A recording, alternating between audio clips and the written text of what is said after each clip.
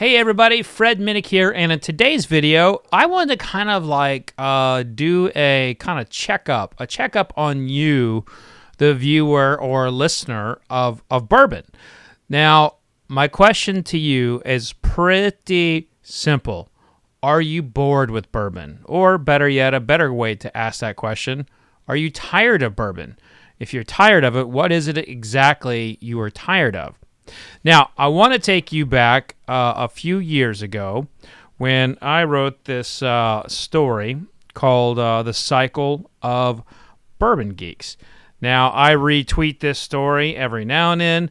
I'm actually going to put it in the description of this episode, but I'm just going to hop in here and you can kind of see what it looks like.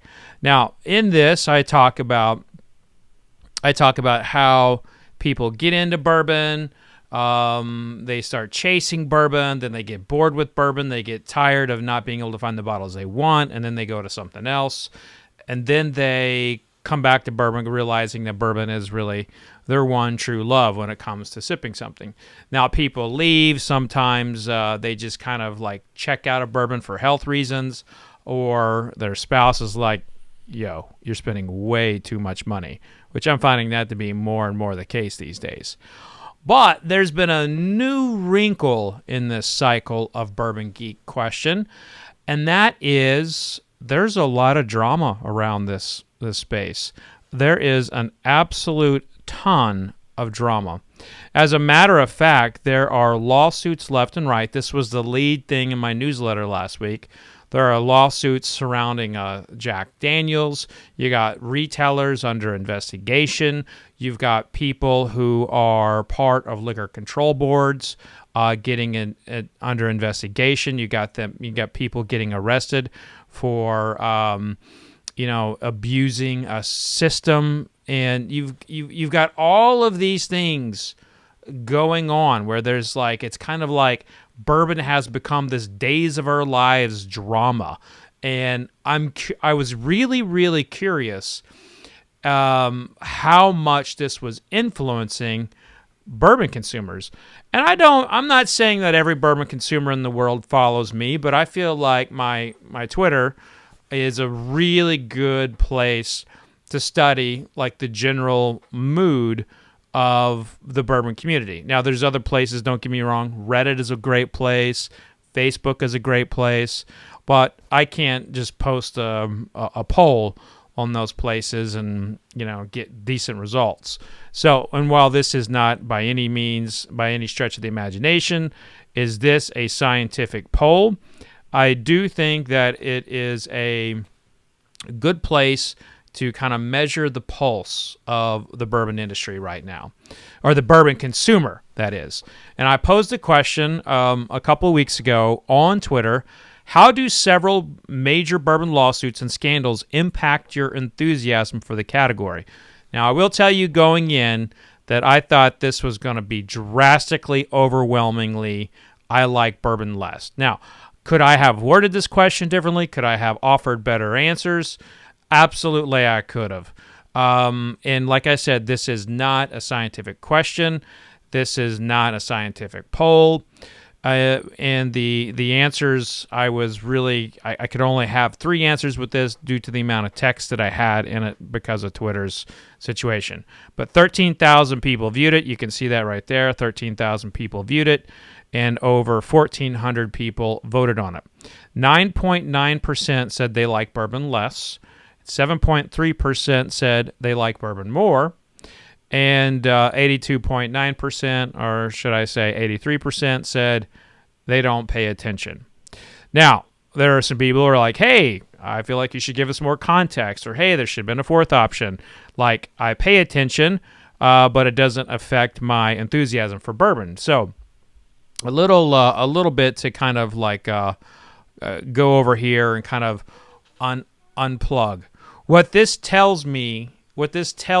poll told me, and what the comments told me, which I put the link to the poll in the description so you can read it in its entirety, without a video kind of overhead. What this tells me is that people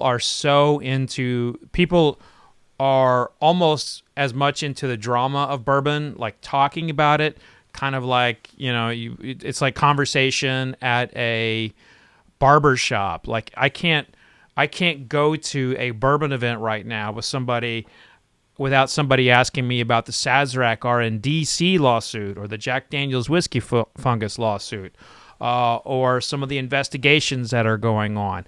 So we have a new range of enthusiasm here. You got the hunting the bottles, you got the sipping the bottles, you got the tourism, like checking out distilleries. And now you kind of have like this new wave of enthusiasm of following the bourbon drama, almost to the equivalent of like following the NFL in its free agency, or the NBA with all the drama that goes on with the NBA. And I got to be honest with you, I didn't see this coming. I did not see this coming. I continue to be shocked and amazed at how much people are into bourbon and follow this as if it is like not only their hobby, but like their entertainment as well.